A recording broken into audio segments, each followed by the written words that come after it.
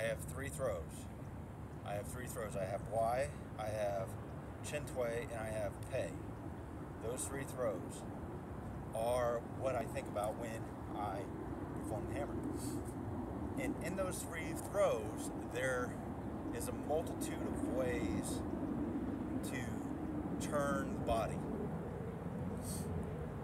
I have two particular ways, there's multiple ways of entering into those throws. So if I say that I'm just stagnant and I'm right here, I can think those opposing forces and I can turn that way. It's no problem. And let's forget about Pei, let's forget about Chin Tway and Y for a second. And what I'm going to focus on primarily is Pei. And I can go into a hip throw or anything like that as far as that is concerned. I can practice my square step. Boom, boom, boom, boom. Super applicable, right? I'm entering into the person. I have distance and I close distance. I have distance and then I close distance. I have distance, I close distance, and then I throw. I have my pulling step, so I can go, or a forward step, where I can go from here and I can draw. Into throw. Right there. I can, you can do cover step, which is, essentially the opposite of our square step. I can cover step, a throw, into a throw, which is what, totally is applicable, 100% can be applicable. So of those three things, I can practice opposing force, or I can practice this pressure into the ground and so I was on the opposing forces idea for not a long time, but those are the two types of ideas that I had: the opposing forces, and I had pressure into the ground with very little pressure on the left side. I brought in the left side a little bit later, but when I got done with the opposing, so now I'm on just the pressure with the right side.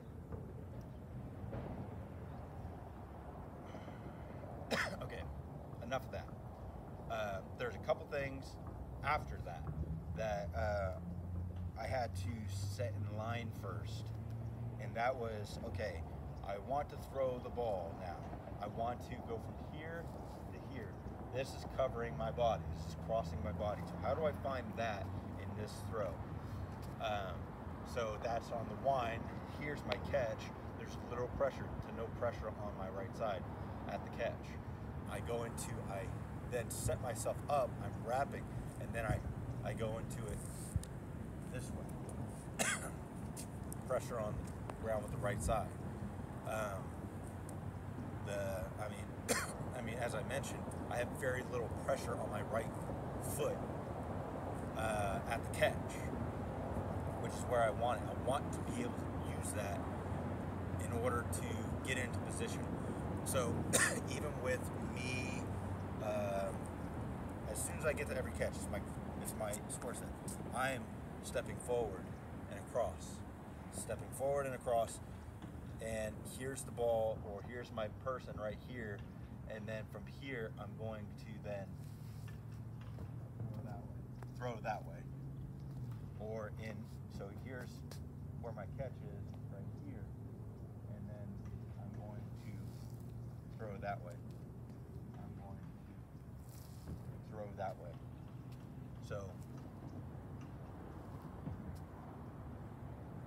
I have discontinued the opposing forces thing with my feet. I have the catch is the beginning of the tension, and I use the beginning of tension in order to get my body in position in order to throw the ball. That is what I do. That's what I use. Because imagine I'm trying to drag somebody and it's telegraphing. I'm telling them what I'm doing. And so what is their initial reaction to go that way? If I am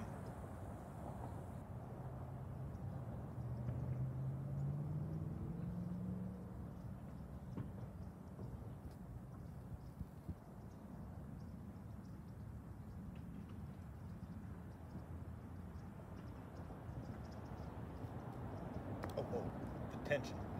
And so if there's too much tension at the catch, it's as if it's pulling me too far that way. It's pulling back. So I want very little pressure at the catch, and I have to set it up that way. So instead of acting upon the ball at the catch, that's not going to do us any good because it's going to pull me that way, which is fine, but that's what it's telling me. I have to set it up to where it's like very little, and I use it in order to get into tension. And this is where I have my tension. This is build up from light tension to max tension, light tension to max tension. This is the first day that I've actually thrown with this concept in mind, how as dialed in or lack thereof, because I've used pay before, but not like this, not within the cognitive understanding that I have now. And so, and then the last thing,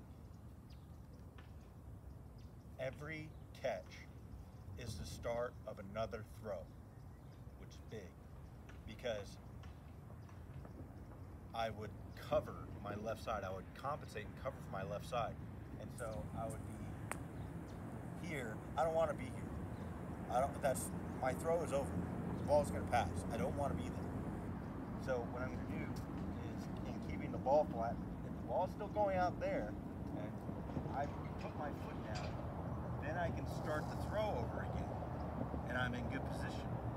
If I am here, and there's very little weight on my right side, then I'm not going to be able to turn. I'm not going to be able to set up the way I need to.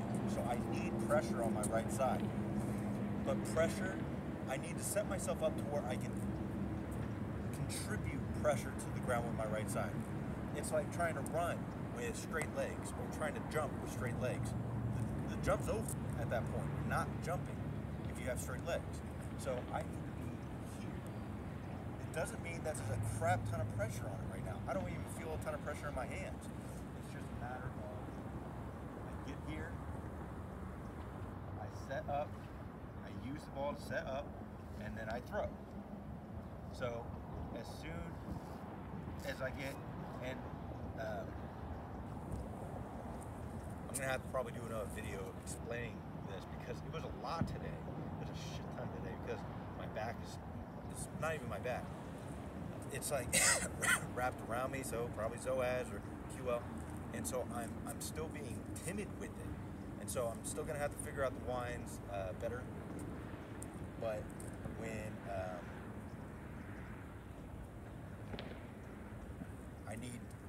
I need more molding for my my left side. I need more coordination from my lower body first to my upper body second. I need more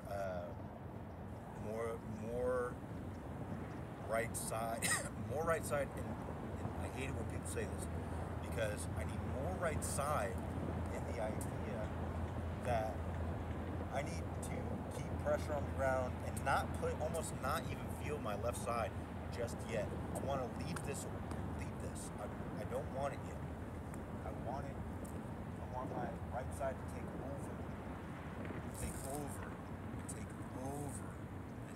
over until I get to here, and then I throw, and then I start over, and then I start over, and then I start over. But I need to get back to my right side at the catch. If I don't put pressure on the ground, or if I'm not in position where I'm here, I think this is an incredibly dangerous position to be in because you aren't doing anything with right side. It's hits right there. And I don't want that. I want solid pressure. That doesn't mean from crashing down. It just means put it there, put yourself in a position in order to use the right side. Don't be scared of it. I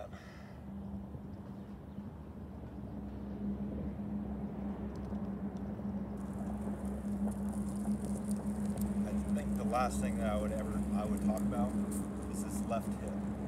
I may not be feeling pressure with my left hip, but it doesn't mean that there's not something happening with my left hip.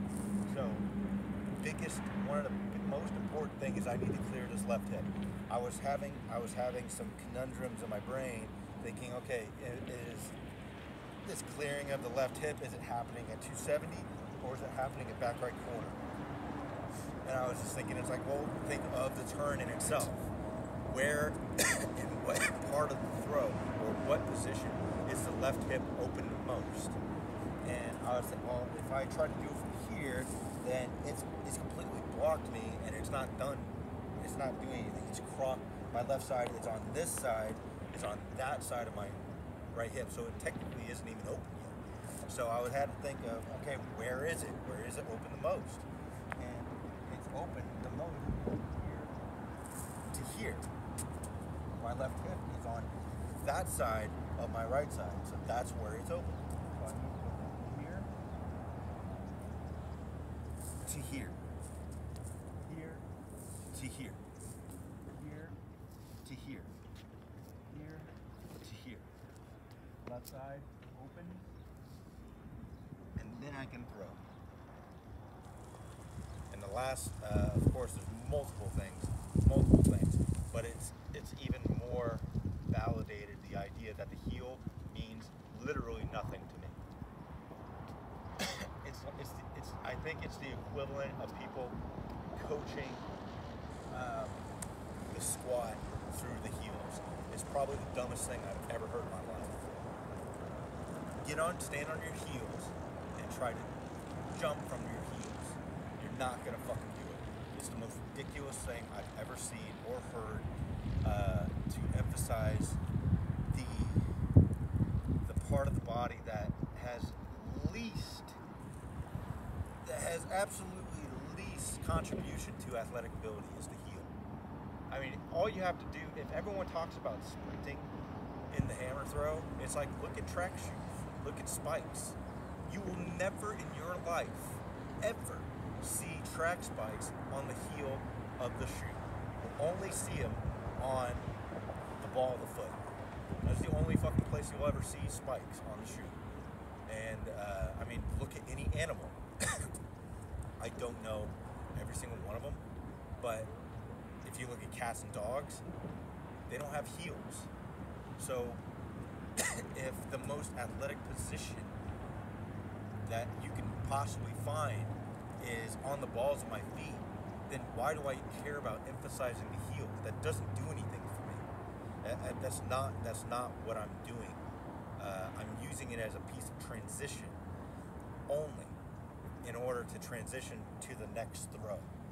As soon as the heel gets done or gets down, the throw's over. The throw is absolutely over.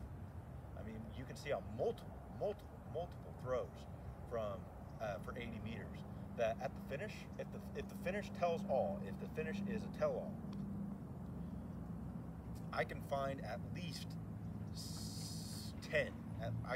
I'll say 10 that their heel doesn't even come down at the finish. They are from here